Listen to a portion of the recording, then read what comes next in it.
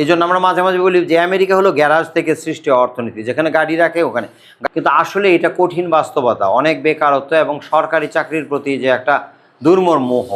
কিন্তু আমাদের প্রতি বছর 23 লক্ষ ছাত্রছাত্রী বের হয়, তার মধ্যে বিসিএস 1 লক্ষও নিতে পারে না, তাই না? আরও কম, কয়েক হাজার, মানে সরকারি সমস্ত চাকরিতে হয় না। তো তোমাদের বাস্তবতাটা তো বুঝতে হবে। এটাকে বলে বটল নেক।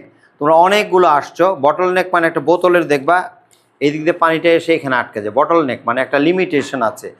সুতরাং তোমাদের লিমিটেশনটা মুক্ত হতে হলে তোমাদের এই নতুন কিছু ভাবতে হবে, যেটা আমি বলছিলাম। এই জন্য এই সরকারের নির্বাচনী ইশতেহারে একটা সুন্দর শব্দ আছে যেটা আগে শুনিনি কখনো, ক্রিয়েটিভ ইকোনমি। গভর্নমেন্ট প্রচুর রিসোর্স এখানে দিচ্ছেন এবং ওয়ার্ল্ড ব্যাংকের ফান্ড আছে, IMF-এর ফান্ড আছে, যে ক্রিয়েটিভ করে যে ছেলেটা বললেন, যে একজন বললে যে কি যেন বাগবেরের একটা ছেলে আমেরিকান কুকুরদের ড্রেস বানায়, আবার তোমাদের আমার গ্রামের একটা ছেলে সে একটা কন্টেন্ট ক্রিয়েট করে দেয় ইংরেজি কোনো কিছুর জন্য, পোস্ট কার্ড বানিয়ে দেয় বা ভিউ কার্ড বানিয়ে দেয়। এটা কিন্তু আস্তে আস্তে তোমাদের ডেভেলপ করতে হবে। সুতরাং ওখানে শুধুমাত্র যে বিসিএস গাইড সেটাই বড় কথা না, সেখানে হাউ টু ক্রিয়েট কন্টেন্ট, কীভাবে ইউটিউব চ্যানেল করতে হয়, কিভাবে ইউটিউবের কমার্শিয়ালাইজেশন করতে হয়, এটা কিন্তু গভর্নমেন্ট একদম ফোকাসই নিয়েছে। কারণ গভর্নমেন্ট জানে যে সবাইকে তো চাকরি দেওয়া সম্ভব হবে না, প্রাইভেট সেক্টরগুলোতে সবার চাকরি দেওয়া সম্ভব হবে না। প্রাইভেট সেক্টরে 80% জব ক্রিয়েট করে, কিন্তু প্রাইভেট সেক্টরের অর্থনীতি যদি খারাপ থাকে সেটা তো হয় না। সুতরাং তোমরা নিজেরা ক্রিয়েট করো। একটা জিনিস আমি বলি, কেন যুক্তরাষ্ট্রে আমি যখন অধ্যাপনা শুরু করি 2007 সন, সেটা হলো global financial crisis. Global financial ক্রাইসিসের সময় মানেটা কি, যে ব্যাপক মাত্রায় আনএমপ্লয়মেন্ট ক্রিয়েট হতে থাকে।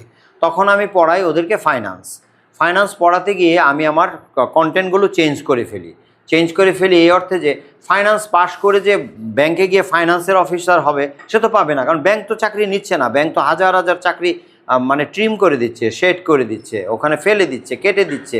মানে অনেকটা শীতের সময় যেরকম পাতাগুলি ঝরে যায়, বাংলাদেশে ঝরে না কিন্তু আমেরিকার পাতা মানে গাছগুলিতে পাতা ঝরে যায়, এইভাবে জব শেড করে দিচ্ছে।